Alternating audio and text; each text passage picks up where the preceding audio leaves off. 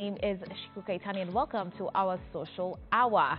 We do want to hear from you on our social media platforms, and you can catch us as at K24 TV on Instagram, Facebook, and Twitter. That SMS number is still the same. It is 21222. And as we continue this conversation, remember you can give us a call or even WhatsApp us. Those numbers will be popping up at the bottom of your screen. You can also catch me on my personal platforms as at Shiko Kaitani, which is SHIKOKAITANY.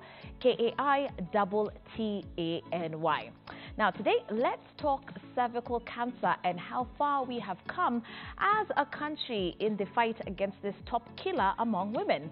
As we mark cervical cancer awareness this week, the push for early screening is the leading agenda of our discussion.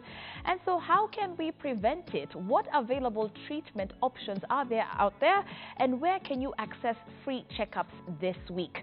That's all coming up within the hour. If you have a sister, a wife, a mother, or a daughter, please listen up. And ladies, let's take notes. Speaking about some amazing female in studio, let's introduce Dr. Jane Wakahe, who is a gynecologist and a friend to the show.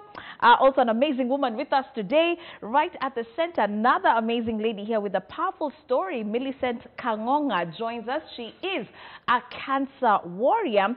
And our next fun, fearless female is Benda Kithaka, founder of Women for Cancer, also with us. So ladies, karibuni sana. We're here to also talk to the ladies this morning, and I believe that there's going to be something we'll get out of this at the end of the program. So welcome and thanks for making time for us.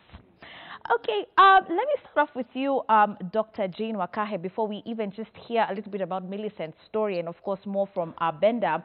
Who is really at risk of developing cervical cancer? Those are some of the questions that we still receive. People not too sure, am I at risk? Do I qualify? What gets me there? Well, having a cervix puts somebody at the risk of having cervical cancer. Yes. Yeah. But the main thing is being sexually active. The minute somebody starts to be sexually active, they stand a risk of getting cervical cancer. Right. Because cervical cancer, unlike other cancers, is actually brought about by something called human papillomavirus. Yeah. Which is a sexually transmitted disease. And this, before we even go further, I want to say that it's not sexually in the sense of penis penetration into the vagina, right, but sexually into the skin-to-skin contact of the genitalia. So condoms will not protect this problem, and even lesbians do get cervical cancer. Oh, wow. Okay, I like how you cover that, which means those are some of the generic questions you get. Yes. Benda, where are we as far as statistics are concerned in terms of the cervical cancer cases in this country? Well, it's quite a bit of a concern that we've been seeing the numbers rising. Yeah. In 2015, we were seeing 4,800 women presenting early with cervical cancer. Yeah. Today, we're talking about 5,250 women. That's a big jump, and that trend is going up. Yeah. And we have cervical cancer causing 9 deaths in women every single day. Wow. This is 3,280 women dying every single year because of a preventable disease. Yeah. Those are mothers, sisters, workers, co-workers, friends that could have prevented their death because of cervical cancer. Right. And that number needs to be stopped. Yes. Millicent, thank you for being here and being, brave enough to talk about what you have been through. Can you tell us briefly about how your journey began with cervical cancer?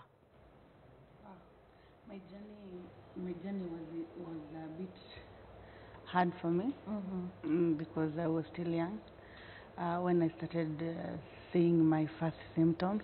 Yeah. I started seeing my symptoms at the age of 20, but by then I never knew something about cervical cancer.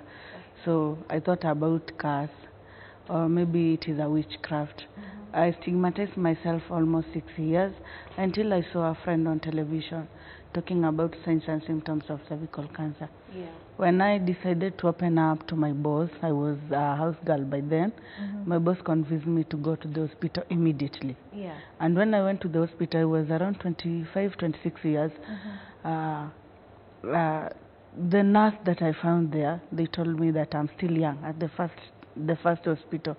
I went to the next hospital, and then the result came out positive. It was very hard for me. Yeah, to accept, because first of all, you're wondering, what is this? Yes. How did I get here? Did they explain to you, you know, the causes? Did they explain to you, you know, what's going on? When the result came out positive, even if they explained, I never had it because I was traumatized. I was very weak. Yeah. It is something that you can't imagine can happen to you. Yes. What went through your mind at that time? Were you thinking, it's over for me? Yes. By the when you hear cancer, it means death immediately. Yes, and by then a lot of big people were already dead. Yeah. I think it was the same year a lot of people died because of cancer. So I thought, then let me shorten the life. Let me just end it. So you had suicidal thoughts? Yes. Oh my. You know, not too long ago, the national debate on the Hpv vaccine kicked off. It is said to be a game changer as far as the fight against cervical cancer is concerned, as the vaccine is set to help protect one against certain types of Hpv that can lead to cancer or genital warts. We even talked about this on K24 this morning a while back and had a team here. But, you know, still lots of questions concerning the Hpv vaccine, Dr. Jane, as to how does it go about protecting someone from cervical cancer? Just as a recap, you know, to take us back to that conversation slightly, can you tell us a little bit about the Hpv vaccine? HPV is a virus. We do not have a cure for viruses. The only way we can stop a virus is by vaccination. Right. Now what a vaccine does is it is a little bit of the infecting material in a controlled manner is introduced into somebody's body. Right. And the body reacts by fighting that bad material and makes what we call antibodies. Yeah. So that they are ready to fight that material. So in the event that in future that particular infecting organism hits this body, then we are set to fight and we fight it off. Right. And in that way, it is not allowed to enter the body. It is fought off before it enters. Suffice it to say that, in fact, human papillomavirus, much of it as it is now, is fought by the human immunity, one's own immunity. But there is a fraction that is not able to be removed with the human immunity, and that's what the vaccine will help. We would wish that whoever gets attacked by the human papillomavirus, it is not retained in the body, because the minute it is retained in the body, they become the source to infect the others. So vaccine is the way to go to make sure that anybody it hits is able to fight it off. Okay. Brenda, you want to add on to that? Yes, I was going to actually talk to you or ask you about maybe your campaign as Women for Cancer and in regards to the response on what you are telling people on the ground about this vaccine. Well, I wanted to add something to what she's just said, that HPV, the human papillomavirus, is so common, so very common, that anyone who has had sex at one point or another has caught it. And sometimes the body clears it by itself. Right. Men and women get HPV. Women are at risk of cervical cancer because they have cervixes. And therefore, the way to protect our women and our girls is to have them develop that immunity as early as possible, so that when the time comes for them to fight the disease, when it is introduced into their bodies, they are able to fight it off. Right. Now, it's not just about Women for Cancer. This is a national campaign. And just last week, we had the National Cervical Cancer Awareness Week. And this is a call to everybody to be self-aware and cervical aware. We are saying that we need to prioritize cervical health, whereby we look at HPV being the causative. It's the one cancer that we know what causes it. And it's the one cancer that has a vaccine. And it's the one cancer that we can also prevent through screening. So when we're sensitizing people about the HPV vaccine, we're talking about its efficacy to prevent. It has been done in over 100 countries in the world. Right. In Africa, over 16 countries. In Kenya, the vaccine is available at all public hospitals to all our girls at the age of 10, free of charge. Yeah. And this is provided for by the Ministry of Health. Okay. So it's not about Women for Cancer, it's about all the other people that need to be aware. Yeah. Secondly, we have the Stop Cervical Cancer initiative, which is over 20 organizations coming together, working in the same space in cervical cancer prevention, and saying we are working together to sensitize Kenyans that this vaccine is safe, it's effective in preventing cervical cancer, and it's available for free. Okay. Given in 2 doses. So when a girl is vaccinated first, the first dose, they should wait for 6 months and then go for the second dose. Why this is necessary is because our people are dying for lack of knowledge. You've heard from Dr. The disease is preventable. The body will build its immunity by getting that vaccine. Why wouldn't we do that to our children? Okay. So it's a national call, and let's all get ourselves aware and take action. Millicent, if I'm not wrong, you actually got your daughter to receive this vaccine.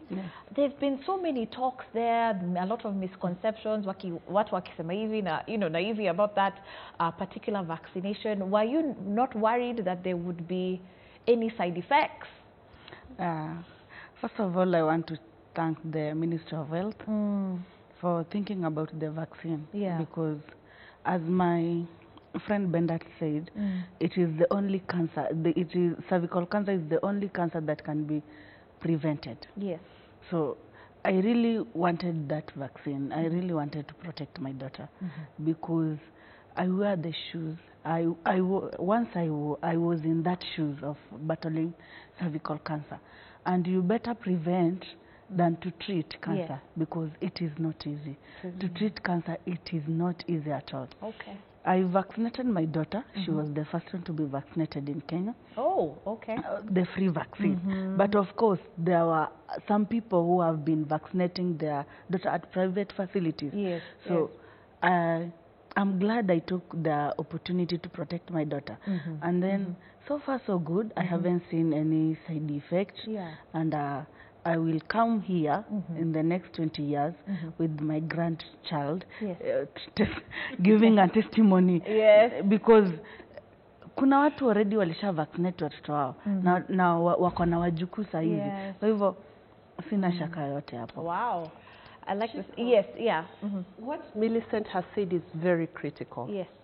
By protecting our girls today, we are ensuring a future free from cervical cancer. Right. What Millicent is not telling you is that by the time it's discovered late, the treatment options sometimes actually do remove the chances of having children. Okay. So that wajukuu in the future can be safeguarded today by giving the vaccine. With the right decisions. Yes. Okay. Let's rope in our audience at this particular point and let you know that we are definitely looking out for your questions or comments that you may have. Through that WhatsApp number, if you prefer, 21222 is still open, and if you'd like to call in and also place in either a suggestion or a comment or a question, our panel is here for you. Those numbers are actually at the bottom of your screen. Speaking about WhatsApp, we do have a couple of texts that have already started to come in.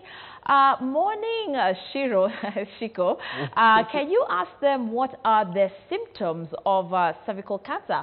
I think, yes, a very common question that we do tend to get, Dr. Jane, because when we talk about the signs or the symptoms, that will be a huge indicator that you need immediate medical attention. What should we be looking out for? The main thing to look for is nothing. Because early, there is no sign, there is no symptom. So don't wait for signs, please. Yeah. By the time you get signs, there is a problem. It's already the word cancer by the time you get signs. Yeah. But anyway, the early signs are after bleeding after sex. Right. It's one of the earliest signs. You make love when there are no periods and a bit of bleeding happens. Yeah.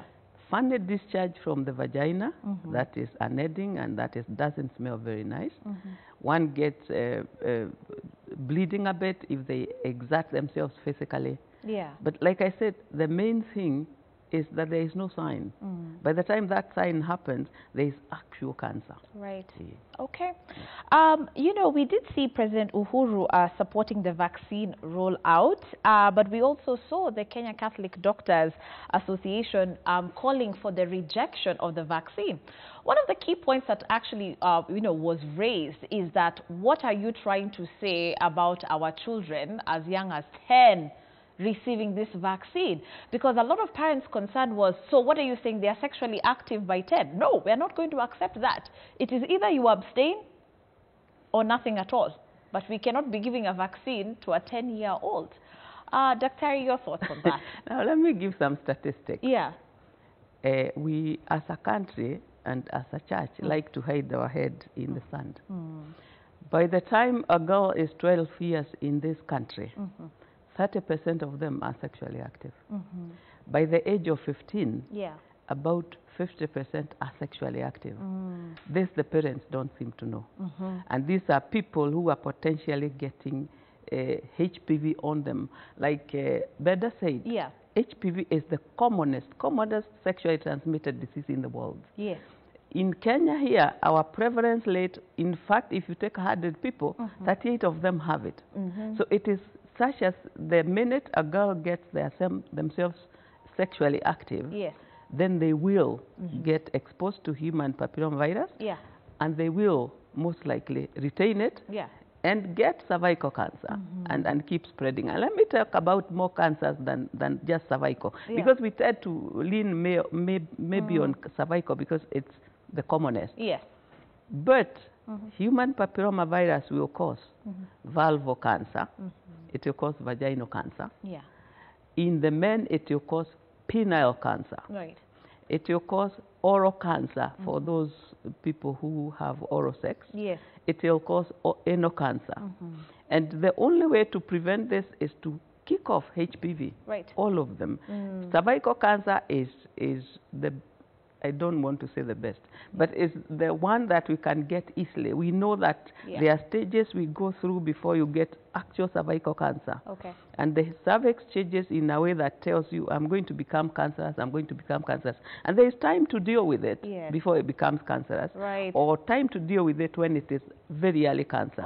And you deal with it, and like she says, you get to see your wajuku or your children. So you deal with it before it becomes a cancer. Someone is probably watching and saying, okay, perhaps this is not necessarily my concern because I have boys. And this is, you know, specifically related to girls. But where is the boys' place in this particular discussion? Because we have seen also this vaccine being rolled out with the boys.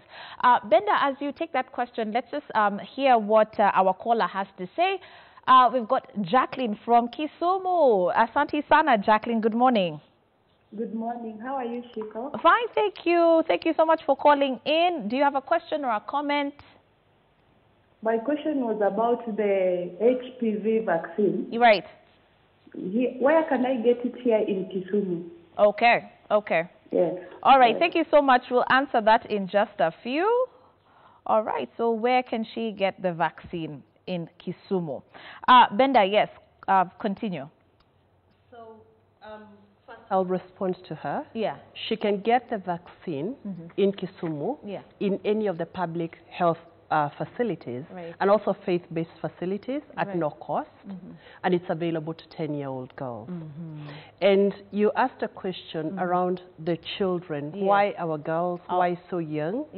And I have this to say, we're not saying that we're not talking about age-appropriate education for our children so that they make the correct lifestyle choices. We're saying that over and above the role of a parent or a caregiver to educate their children about abstinence, waiting for long periods before they do until the appropriate time, taking care of themselves, over and above that, give them the protection that is assured, because we don't know if they will be in the 12-year-old category of 30% or in the 50% category. We don't know that. Therefore, give them the protection when you can. And secondly, it takes 10 to 20 years for cervical cancer to develop in the body. And for women who are immunocompromised, it can even be shorter, 5 years for it to develop in the body. For this reason alone, it's important that we think of that 10-year-old girl who is getting the vaccine as being protected for the 20 years it would take for that HPV to be introduced in the body and for it to become cervical cancer. So it's necessary to do it early. You've asked about boys. And I have a different response to this. It's about the family, it's about the community, it's about all of us. Okay? Each one of us has a role to play. Policymakers make the right policies and enforce them. Ensure that there is enough facilities, enough human resource capacity, enough investment to ensure that there is preventative services for cervical cancer as well as all the other cancers. It's not just about cervical. Secondly, for the community, talk about it. People don't talk about things below the belt. And yet that's what's killing us. Let's talk about it. Let's demystify the disease. Millie had to wait for over 6 years before she saw somebody on TV. To How actually many come other out, women exactly. are out there being stigmatized and stigmatizing themselves and thinking I brought this upon myself. No, you didn't. You did not bring it on yourself. It is HPV that brought it to your doorstep, and you can prevent it. Okay? Let's talk about the family unit. For the man, sometimes men are the decision makers to the women's health in their families. And it's time men stood up and said, I'm protecting my daughter. And I'm protecting somebody else's daughter by having a conversation with my son about lifestyle choices, about being faithful in the future, about making critical decisions that protect women against cervical cancer. And it's time that my daughter gets a vaccine if she's 10 years old. And my wife gets screened because she needs her cervix healthy for her to help me take care of my family. So it is a family decision. It is a family affair. It's not just about the boy. Would you like to add on to that as to why boys are also receiving this vaccine as well? Boys, well, when somebody gets human papillomavirus and they are not, the immunity is not able to kick it off, then they become carriers. And boys are carriers. They have absolutely no symptoms. There is no way you can look at somebody and say they have HPV, whether men or women. So we need to prevent it catching the boys also because they are the source. Boys are not the source. Both are the source. They're sexually transmitted. A bit of clarity. Sorry, a bit of clarity. We, in Kenya, the vaccine is available to girls at no cost. If a parent should take the decision that they want to vaccinate their boys, it's also recommended. The vaccine is recommended for ages 9 to 13 years old by the WHO, World Health Organization, and it should be given to anyone who is able to pay for it. But in Kenya, because of the public health decision that girls are at risk of cervical cancer, that's what we're able to vaccinate for now in Kenya. That's why the girls are being given. It's not that we're excluding boys. We pray and hope that one day we are a country that can be able to provide for that. But because our resources are not at that position at this point in time, if as a parent you feel you could vaccinate your boys, go ahead. Go right ahead. Let's talk about treatment for you, Millicent, and how that began. What did your doctor first put you on, and how did you, walk through this? Wow. Treatment. First of all, there is a lot of stigma out there about treatment. You'll go to someone, tell you don't go to this hospital, maybe don't do treatment because cancer treatment it is bad, it will make you die at as early. I did my treatment at Kenyatta National Hospital. Yes, at Kenyatta. And then I did my radiotherapy, chemotherapy, and brachytherapy. The treatment was a bit challenging because of blood. You needed transfusion. Yes, I needed transfusion. Only on 2017, I got 14 pints of blood. It wasn't easy at sometimes, but I'm glad I got my treatment at Kenyatta National Hospital. Yes.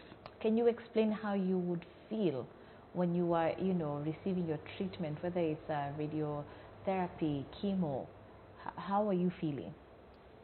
I First of all, you know, I was sick. Even if you have malaria and you take the medication for malaria, probably you feel a bit low. Utasikia uko mnyonge hivi.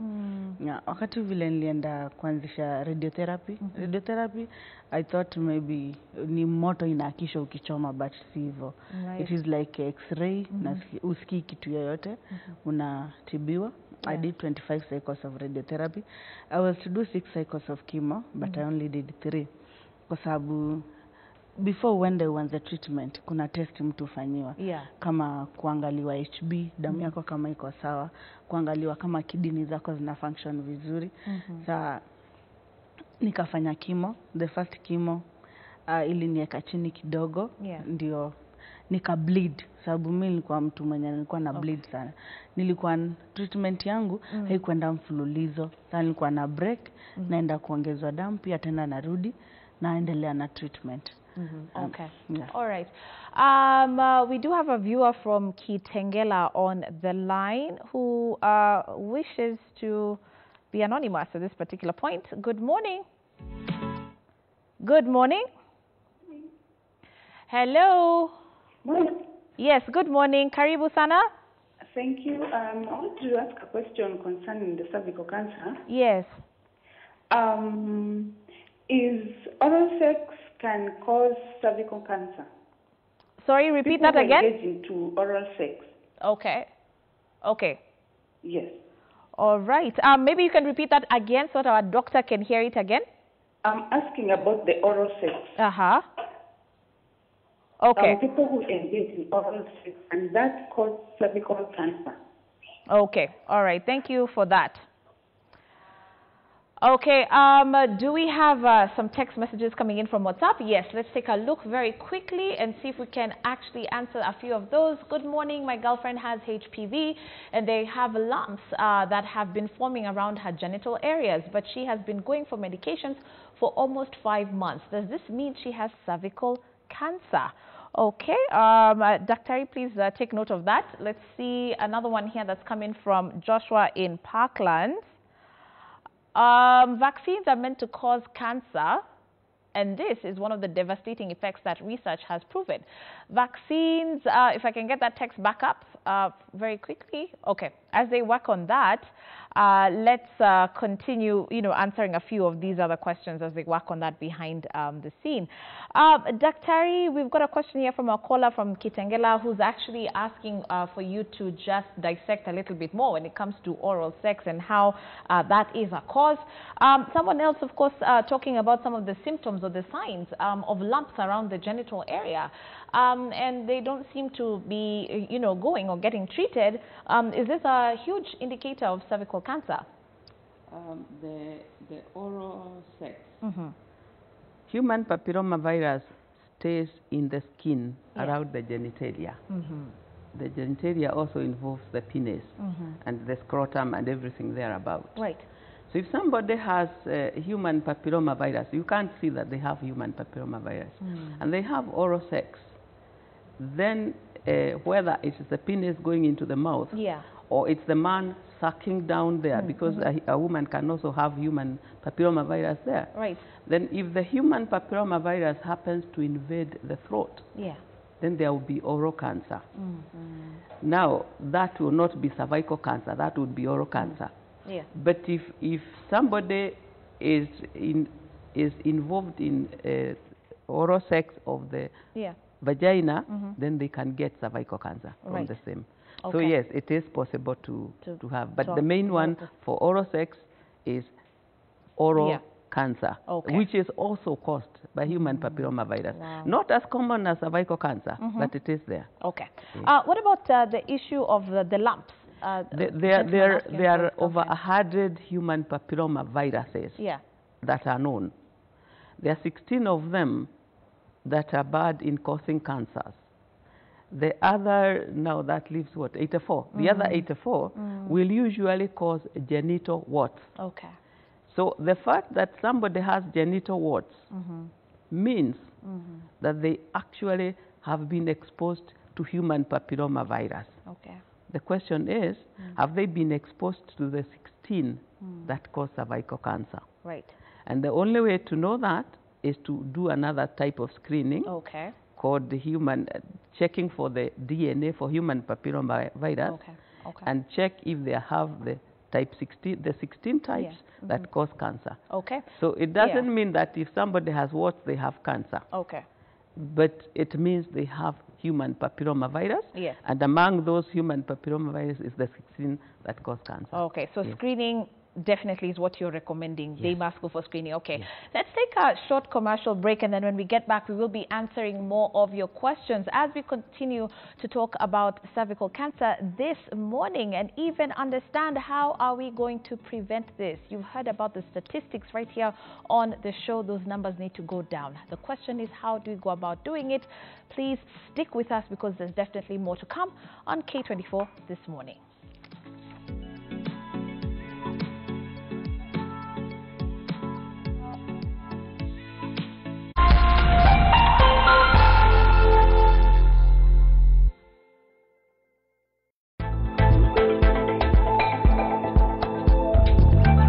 Daily Brief. We are glad that you're able to join us. We focus on the current affairs